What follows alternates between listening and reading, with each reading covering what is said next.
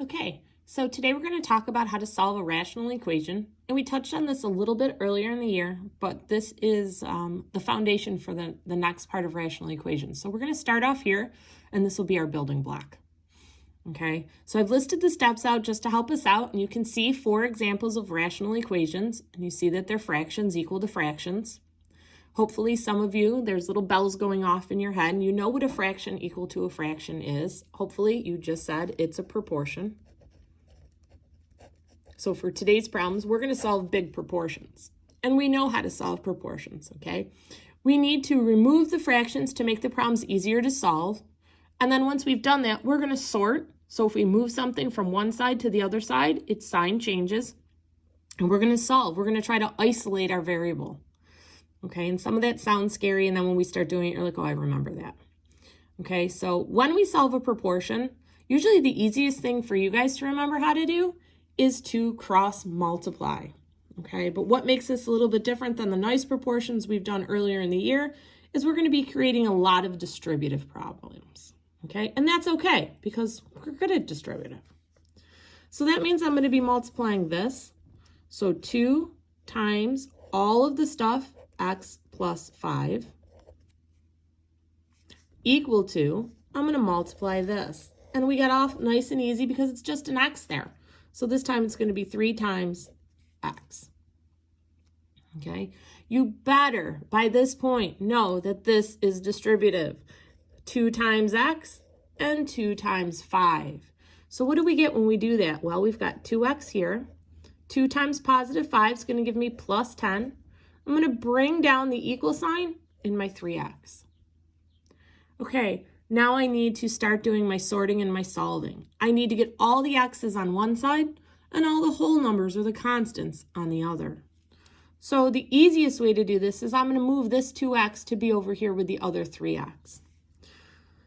10's going to stay where he is. My equal sign doesn't move. 3x is going to stay where he is. So 2x has to move. We know that we do this by sorting. So because I moved him, he went from being a positive 2x to being a minus 2x. And now I'm just going to do my solving. 10 drops down. 3x minus 2x, so 3 minus 2 is 1 or 1x, and I've got my answer. Okay, I know we've done a little bit of this earlier in the year, so that's why I said today's lesson's kind of a refresher from something that we've already done. Let's try another one.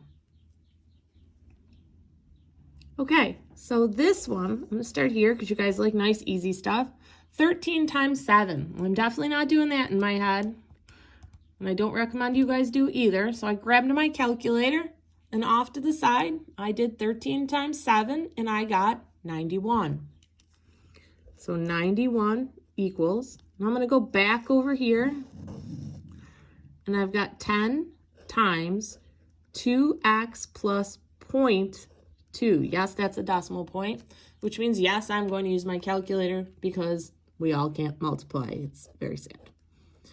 Okay, so 10 times 2x is going to give me 20x. That's this and then this. Okay, if you can do the multiplication in your head, that's wonderful. If you can't, that's okay. That's why we have the calculators. 10 times 0.2 is just 2. And you don't need the graphing calculator to do multiplication. Remember, all the calculators and phones will do that. All right, so we're back to where we were. We have to get x's on one side and constants or whole numbers on the other. So this 2 is going to move. So he's a positive 2. When I move him, because I'm sorting him, he becomes a minus 2. Everybody else drops down. I'm going to have 91 minus 2. That's going to give me 89 equals 20.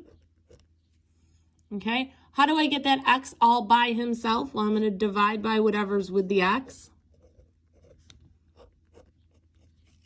And I've got 89 divided by 20 in my calculator. And I'm going to get 4.45. And I've solved that one. Okay. Let's try a couple more. If you think you're good at this point, try the next 2. So pause me, try them, and then put me back on. If you still need me, let's go through them again. So for this one, we're going to cross multiply. So 3 times y minus 3. And this way we're going to go 7 times y plus 1. So how many distributives do I have this time? 2. So 3 times y is going to give me 3y, and 3 times negative 3 is going to give me negative 9. On the other side, 7 times y is going to give me 7y, and 7 times 1 is going to give me 7. Okay, now I have variables on both sides and constants on both sides, and that's okay because we can sort them all at once. You decide where you want them to be. My students know that I always put the variable over here when I can, just out of habit. So 3y stays there. Put my equal sign in. My 9 is going to come over here, so because he's minus and we move him, he becomes positive. 7y can't stay on that side. He's got to come over with the 3.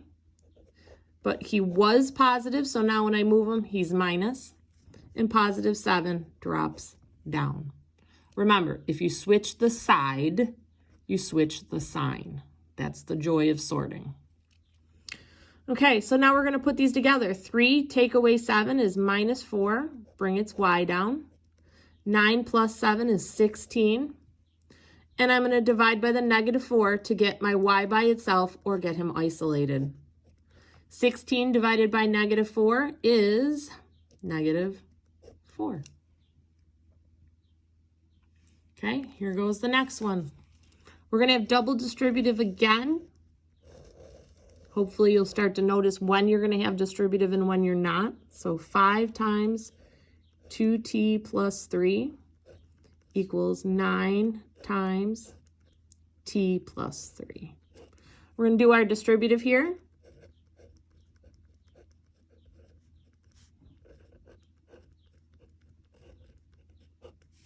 Three times 5 is where 15 came from. 9 times 3 is where 27 came from. Okay, I've got variables and whole numbers on both sides, so I'm going to do my sort. 10t is staying, so his sign stays. 9t is coming over here, so we're going to switch the sign. 15 is going over there. We're going to switch the sign. 27 stays, so he comes down. We're going to put things together. 10 minus 9 is 1t, or just t.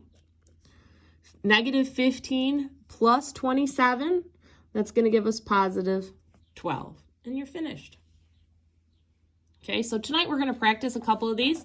Not many. I think you can totally handle it. Tonight we're going to be on 8-11 skills practice, and you're going to do 1 through 6. It's just like what we did here. And then tomorrow we'll meet up and we'll do the second half. So remember, if you have any questions, text me on Remind and take a picture of your work and send it to me. Thanks.